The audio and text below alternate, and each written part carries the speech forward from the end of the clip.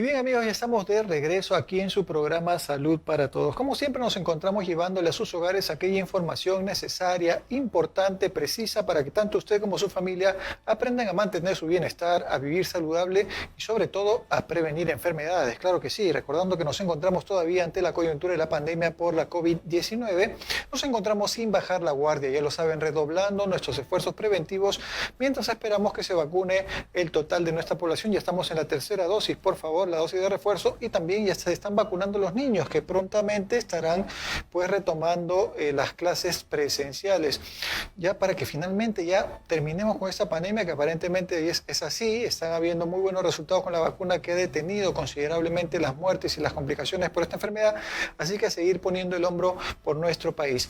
Y bueno, siempre ya saben ustedes que estamos abordando temas de interés para mantener su salud y su bienestar, y como parte de los temas que siempre nos han solicitado tratar, hablamos de temas relacionados con nuestro sistema nervioso. El día de hoy vamos a hablar justamente de nuestro sistema nervioso, de una condición especialmente que puede afectar una parte de nuestro sistema nervioso como lo es la encefalitis y qué consecuencias podría tener para nuestra salud. Y para poder desarrollar respecto a este tema tan interesante, acompáñenme porque estamos contando con la presencia de nuestro médico especialista invitado. Él es el doctor Henry Palomino Lescano. Él es neurólogo del Hospital de Emergencia de Villa El Salvador. Doctor Palomino, encantado y muy buenas tardes. Muy buenas tardes con todos. Gracias, doctor, por además esta información que nos va a brindar el día de hoy respecto de esta condición llamada la encefalitis. Un poco, siempre empezamos a contextualizar, doctor, a nuestro público televidente para que sepan respecto de qué órgano, sistema estamos refiriendo el tema que nos reúne el día de hoy. Entonces, un poco nos podría comentar respecto de qué cosa es el sistema nervioso y especialmente cómo está dividido de pronto las partes más importantes, y vamos a ver qué órgano es el que vamos a revisar el día de hoy cuando hablamos de encefalitis. Bueno, cuando hablamos de encefalitis, que hace referencia a una inflamación del cerebro, asociada a alteraciones neurológicas, pues vamos a ver que vamos a hablar del cerebro, que es el órgano que nos permite pensar, que nos permite hablar, las funciones de la memoria, el razonamiento, funciones que van a ser deterioradas en forma aguda en una encefalitis. Pero también podemos hablar del tronco cerebral, que permite que nos mantengamos despiertos, o de órganos de la coordinación, como son el cerebelo. Entonces la encefalitis también puede producir una alteración a nivel del tronco cerebral y del cerebelo. Ahí hablamos de encefalitis. Por otro lado, el sistema nervioso central, la parte del cerebro, el tronco cerebral, está formado por la médula espinal. La médula espinal por la cual salen los nervios a nivel cervical y lumbar. Y cuando se afecta la médula espinal hablamos de mielitis. Entonces, si tenemos una enfermedad que afecta al cerebro y en la médula espinal, ya hablaríamos de encefalomielitis. Ahora, ese sistema nervioso central está cubierto por unas capas que dan protección, que se llaman las meninges. Entonces, esas meninges también pueden ser inflamadas por una infección, y en ese caso hablamos de meningitis. Con mucha frecuencia, estas enfermedades infecciosas afectan todo el sistema nervioso central, y por eso se tiene el término frecuente de una meningoencefalitis. Correcto, correcto. Qué interesante, doctor. Entonces, todas estas estructuras, amigos, como estamos entendiendo, corresponden pues a nuestro sistema nervioso central. Como bien indica el doctor, está conformado pues por nuestro cerebro, el tronco encefálico, la médula espinal, que cada uno cumple pues funciones importantes y distintas en nuestro organismo. Y bueno, obviamente pues la BD del órgano que todos conocemos como principal, el capitán del barco, digamos, a nivel del sistema nervioso, estamos hablando pues de nuestro cerebro, cuya terminología de encefalitis viene justamente a raíz de la derivación pues de de cómo se le denomina a nuestro cerebro, que es el encéfalo, y de ahí es que el sufijo itis, pues como siempre hemos conversado anteriormente, significa inflamación, doctor. En todo caso estaríamos hablando de una inflamación del cerebro, doctor. Miren qué complicado. ¿Cuáles serían los desencadenantes, doctor, los orígenes, las causas de esta encefalitis? Exacto, encefalitis, la inflamación del encéfalo, o sea, el cerebro y el tronco cerebral, En la mayor parte de los casos, la encefalitis se produce por una infección, por un proceso infeccioso agudo o no tan agudo, subagudo. Lo más frecuente son infecciones virales por virus, como son el virus del herpes. El herpes es un virus que muchos lo tenemos desde la adolescencia, de etapas tempranas de la vida, y luego se puede reactivar y generar una encefalitis herpética, que es la más frecuente. Hay otros virus que también producen encefalitis, entre ellos son virus estacionales. Por ejemplo, cuando empieza el verano es frecuente ver encefalitis por enterovirus. Entonces, a veces nos contagiamos de un virus nuevo, que es un enterovirus, y ese virus va al sistema nervioso y produce una encefalitis.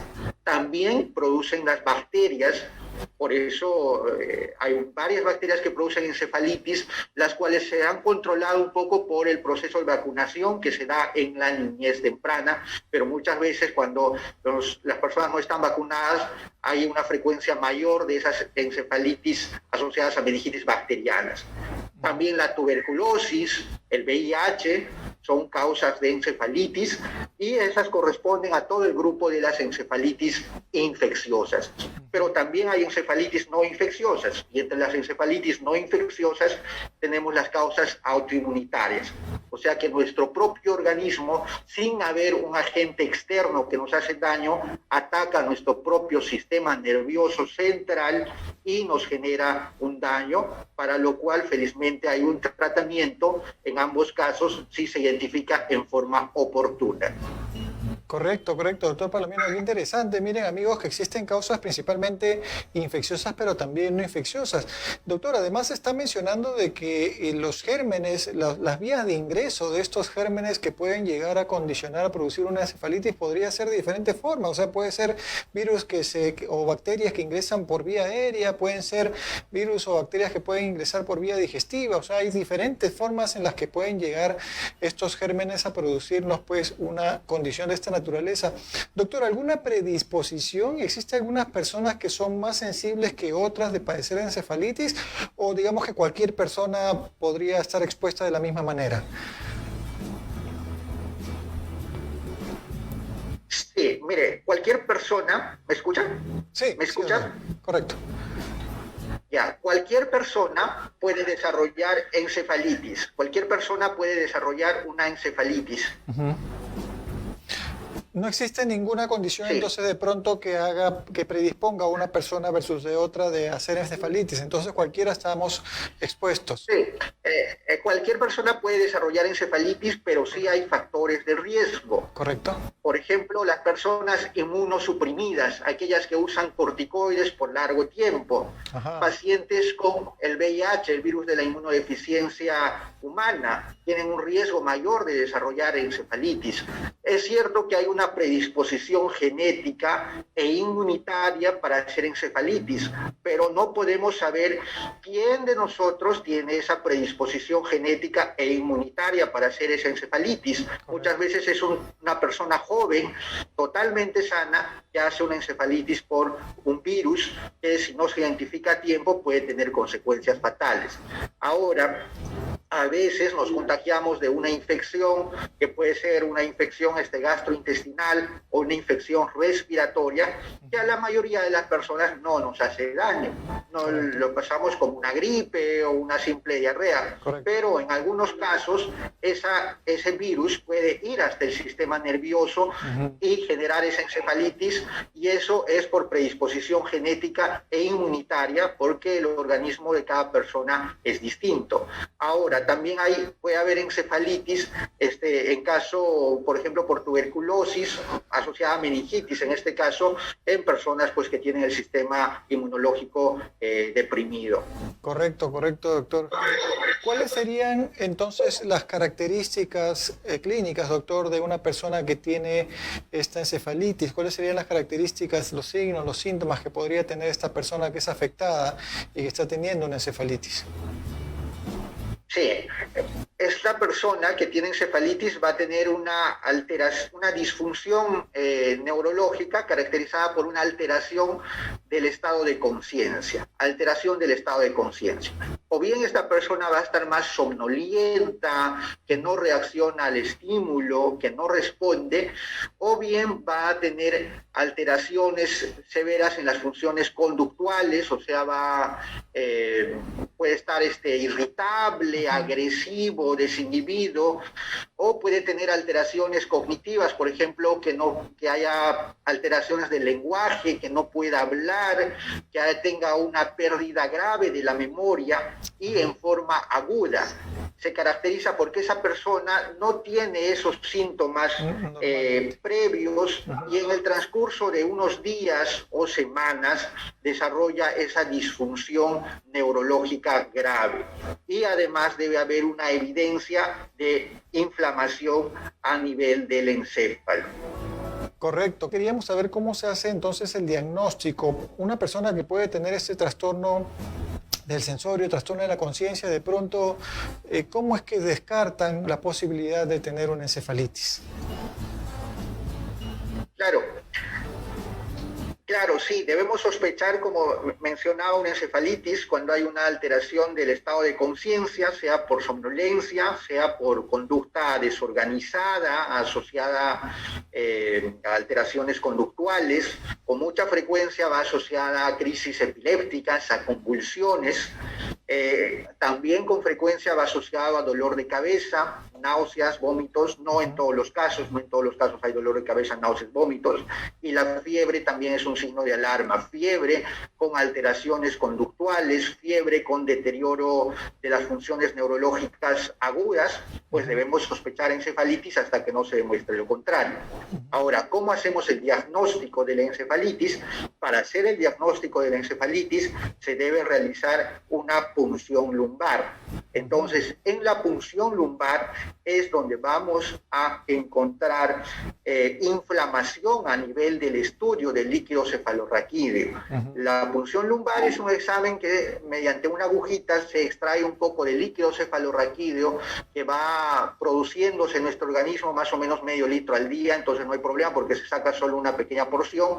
Correcto. Y mediante ello podemos hacer el diagnóstico de una encefalitis. Ahora, claro está que se debe descartar otras causas de la disfunción neurológica aguda o subaguda mediante un estudio de imágenes. En este caso puede ser una tomografía o una resonancia magnética cerebral, idealmente previa a la punción lumbar.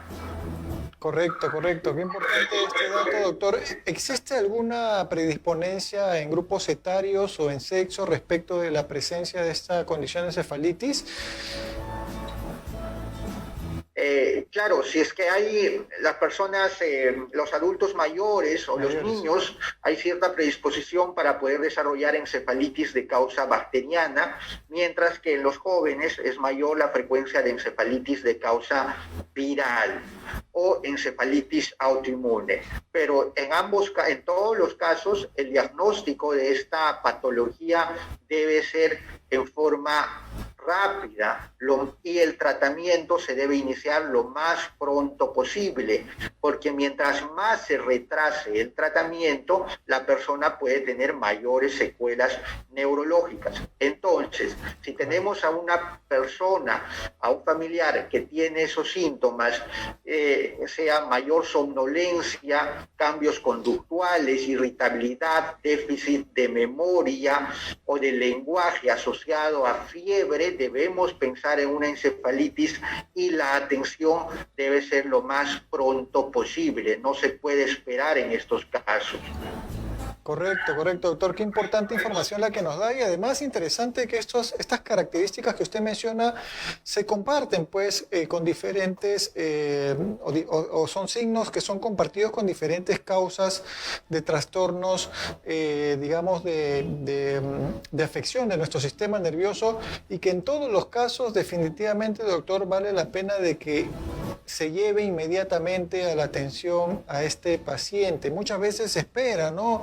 De pronto, sobre todo pasa mucho en los adultos mayores porque como ustedes saben, los niños un poquito más rápido, los niños que están activos, bastante alertas, de pronto notan un trastorno y los llevan de inmediato. En cambio, en un adulto mayor muchas veces pasa desapercibido, ¿no? O sea, está un poquito, tiene un poco más de sueño, está un poco más fastidiado por esto, por lo otro, se le atribuyen algunas características que para eso es importante, amigos, que tengamos en cuenta siempre el comportamiento basal, ¿no? Cómo normalmente está nuestro familiar, porque como bien dice el doctor, estas características suceden, se suscitan de un momento a otro. Entonces esos cambios bruscos en las características del estado de conciencia o de las actitudes que pueden tener nuestros adultos mayores de pronto, o las personas finalmente que viven en casa, hay que tomarlos muy en serio porque obviamente nuestro sistema nervioso, nuestro cerebro de la cabeza es quien regula estas características y por lo tanto tendrían que evaluarse de manera oportuna.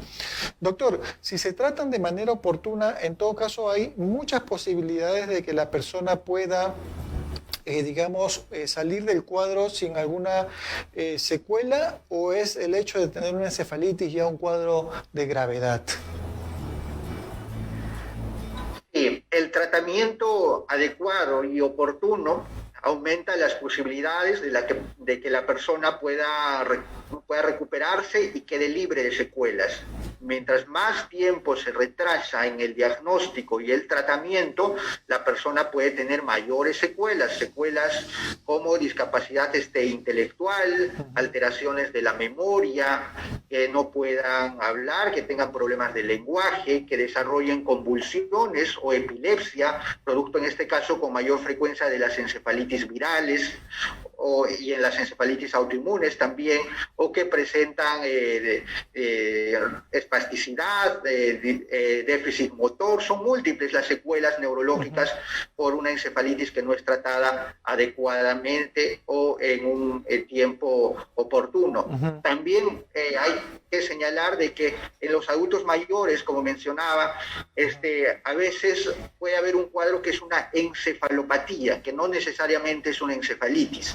Una encefalopatía, por ejemplo, un paciente que tiene un problema hepático, renal, que hace una infección en otra parte del cuerpo, no del encéfalo, y en este caso se torna somnoliento, pero que no es una encefalitis, pero igual requiere pues una atención y evaluación rápida.